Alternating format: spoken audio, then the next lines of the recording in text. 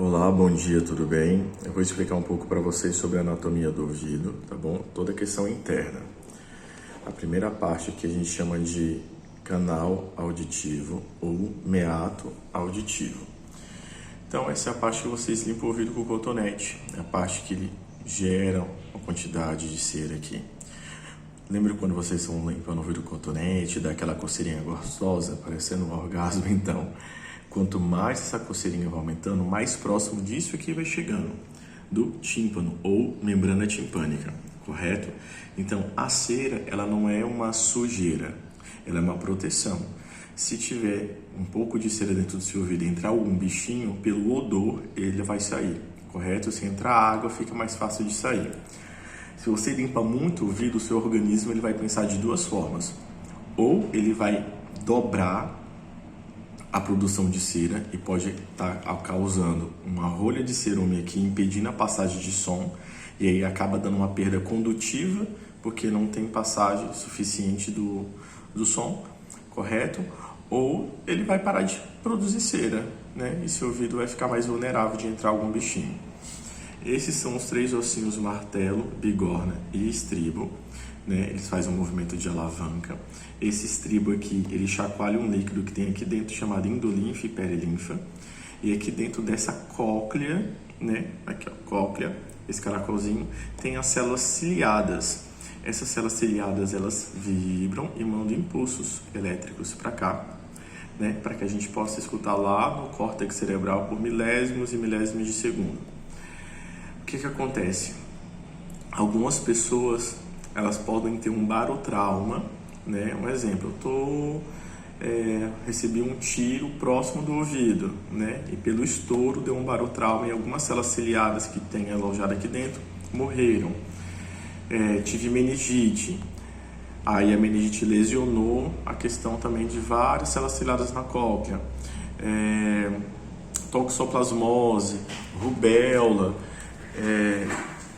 ruído excessivo, entre outros, dá para a gente diagnosticar, né, a questão da perda auditiva aqui na cóclea. As células ciliadas que ficam mais aqui centralizadas são os graves, aí vem os médios e, por último, os agudos, ok? Esses três ossinhos aqui chamam dutos semicirculares ou canais semicirculares ou labirinto.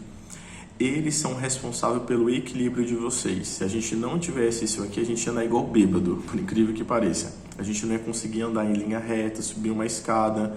Se o ônibus faz a curva e a gente vai junto com o ônibus lá, a gente está em pé, segurado lá na haste do ônibus, e a gente volta, é por causa do labirinto.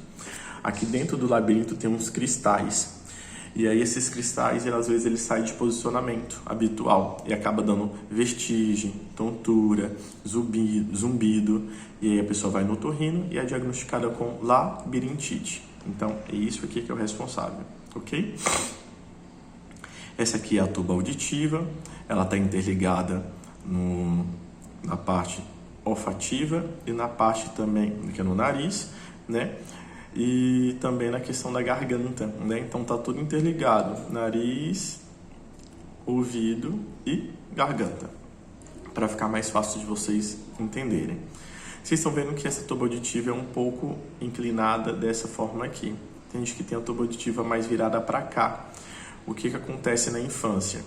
Se uma mãe ela dá de amamentar com a cabeça muito inclinada da criança, a probabilidade de entrar leite na tuba auditiva e dar uma infecção aqui é muito grande, ok? E acaba também causando perda auditiva. Existem pessoas que, no caso dos surdos, eles nascem, alguns, com essa cóclea aqui petrificada. Quando ela nasce petrificada, nem dentro dela dá para colocar um canal de eletrodos para a gente escutar, né? Existem pessoas que fez o teste da orelhinha lá quando criança, deu negativo, manda para o FUNCRAF, faz outra bateria de exame, como o BERA, e realmente é diagnosticada que a pessoa tem uma perda auditiva, né? Uma perda auditiva não escuta, digamos assim, né? Não tem nem como ser grau de perda quando é criança.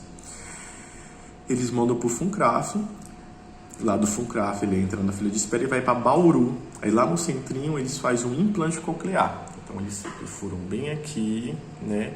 Ele coloca lá um fio de eletrodos aqui dentro, né, de 26, 28 e 32 eletrodos, né, e eles vão ligando esses eletrodos, eles vão dando impulsos elétricos para a pessoa volte a escutar.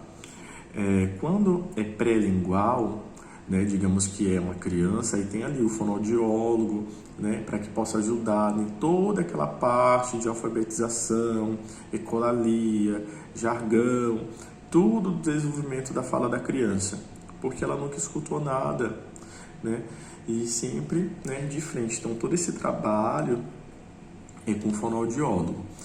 Eu tive um paciente aos 19 anos de idade que ele teve meningite, né, então lesionou os dois ouvidos e um deles ele perdeu totalmente as células ciliadas. E aí ele fez um implante coclear em Campinas. Na época foi uns R$80 mil, a família tinha dinheiro, graças a Deus.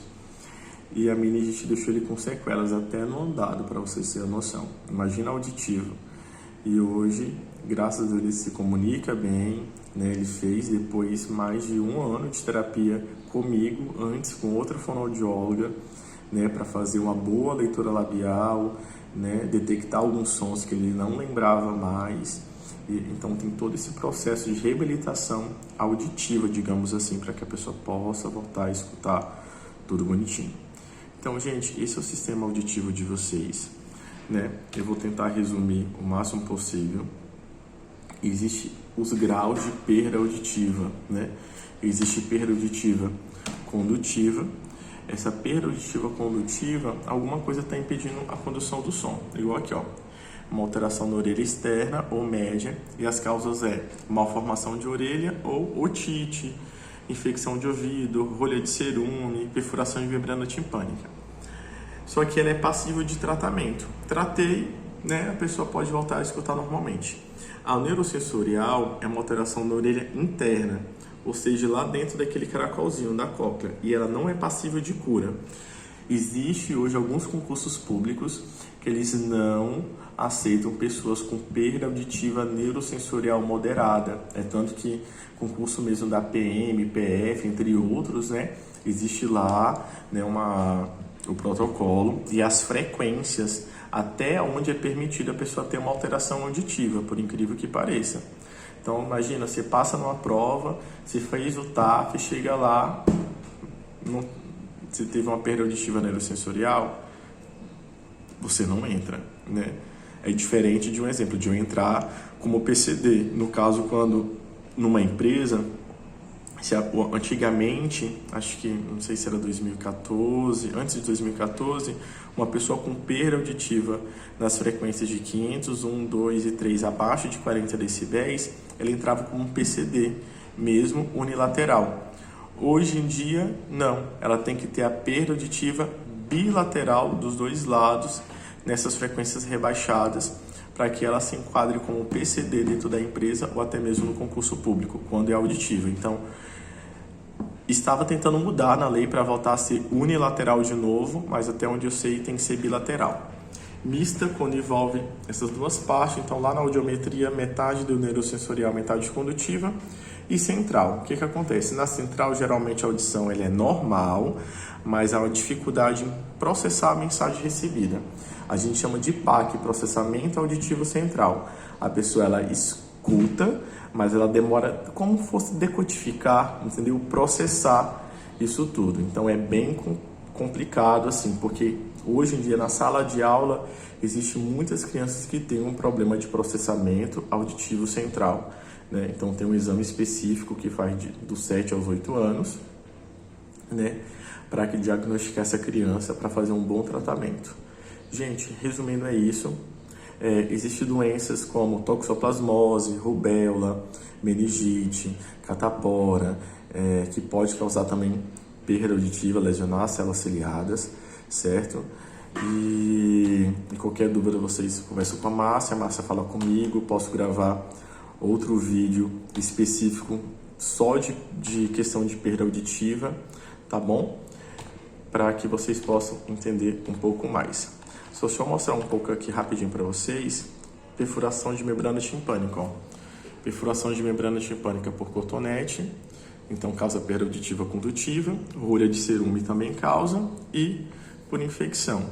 Quando a pessoa ela tem uma lesão assim, né, causada, é necessário usar esse tipo de protetor, um tampão, para que não possa entrar água, né, para que possa cicatrizar o mais rápido possível. Se até 6 meses não cicatrizar, é somente com cirurgia, tá bom?